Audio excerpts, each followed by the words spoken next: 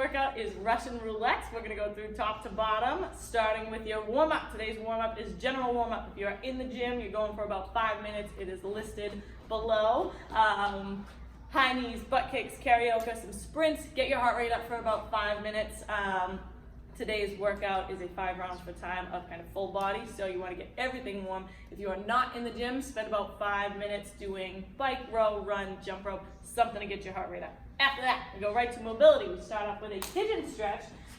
Come on down, swing one leg forward, 30 seconds to a minute on each side. If you got a minute, use a minute trying to square your hips off. Hopefully you have seen this one before. Back leg is as straight as you can get it. If you want, you can relax your shoulders, go down to your forearms, maybe stack your fists and rest your head on your knuckles, just like so.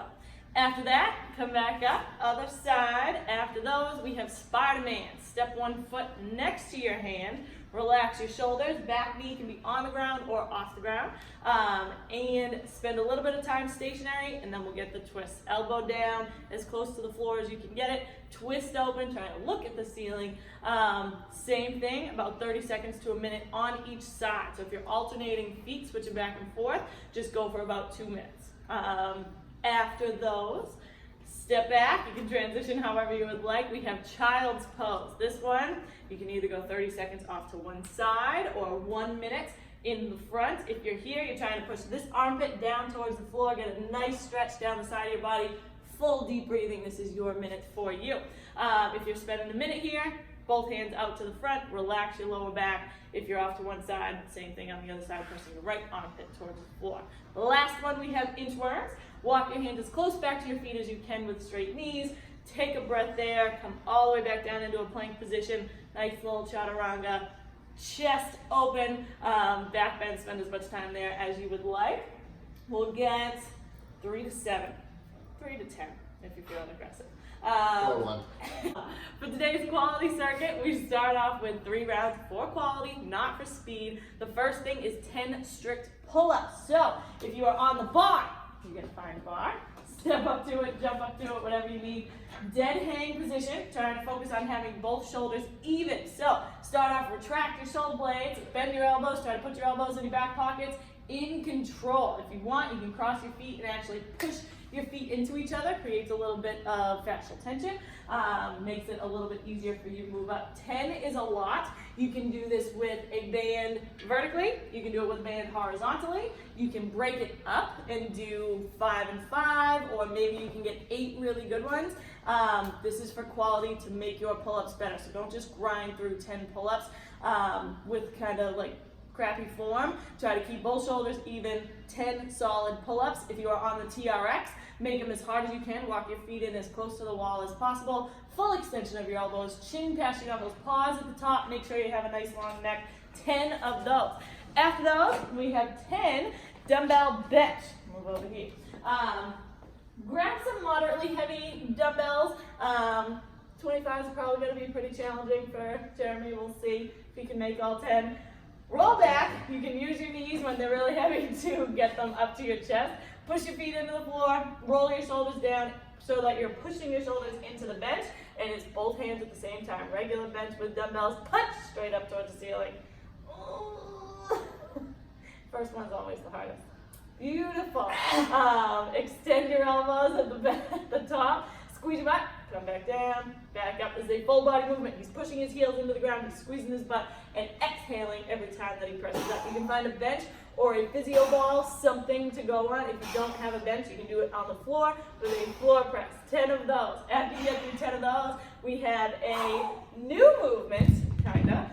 Gunslingers. Gunslingers are a little bit complicated, so slow this down, watch it as many times as you need to. Grab 2 light dumbbells. You're trying not to round your shoulders at all.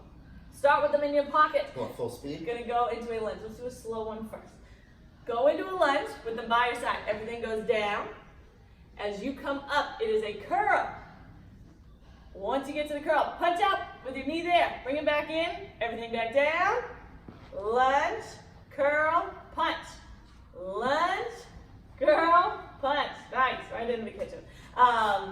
10 each leg. So every time you do a lunge, a curl, and a punch, that is 1 lunge, curl, punch is 2, lunge, curl, punch is 3. Goals here, you're trying not to round your shoulders as you punch out. You're using your abs to keep control. You can go as light as you need to on this one. 10 each, cover as much ground as you need to on those. After you go through 3 rounds-ish of that, we have our main course for today. Russian roulette is 5 rounds per time of 10 handstand push-ups, 20 Russian kettlebell swings, 30 butterfly sit-ups, and 40 double unders.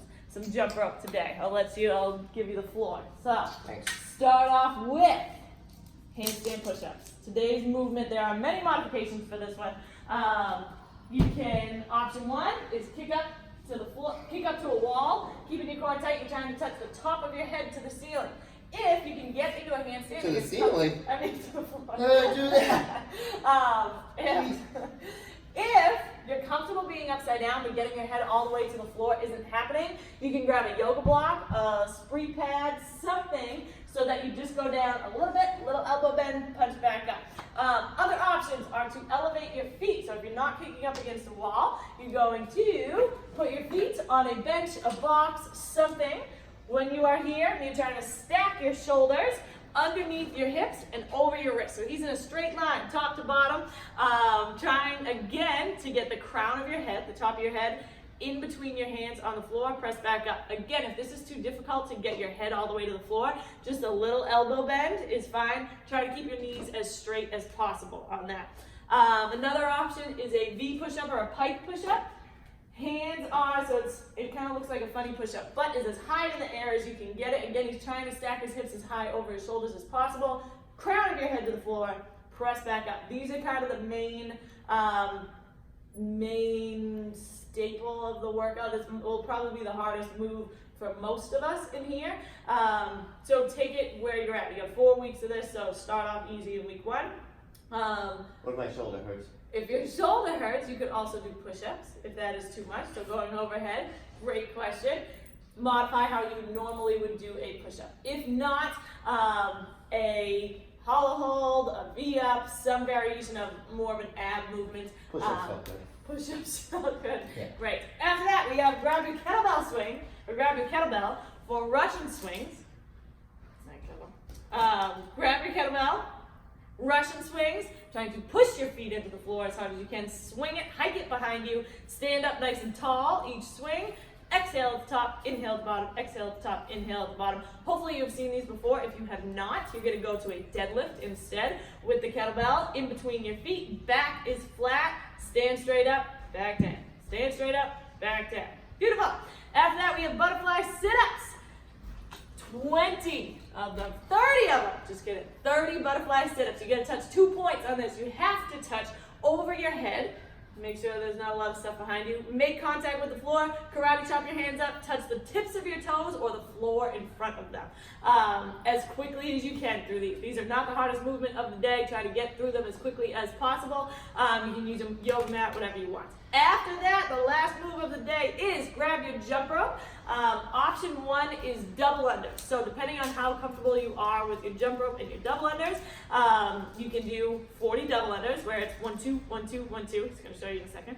Other options are single unders, in which case you'll double the number. You'll do 80 single unders, 1, 2, 3, 4, 5, up to 80, or leg flaps will also be an option. So single unders, double unders, 1, 2, 1, 2, 1, 2. Or, that's not happening, lose the jump rope. 1, 2, 1, 2, 1, 2, 1, 2, 1, 2, 40 of those. Okay, you slap your legs 2 times while you are in the air. Any goals on this? Anything specific? Any tricks? No, the strict handstand push-up movement is definitely the one that's you're gonna take the most time on.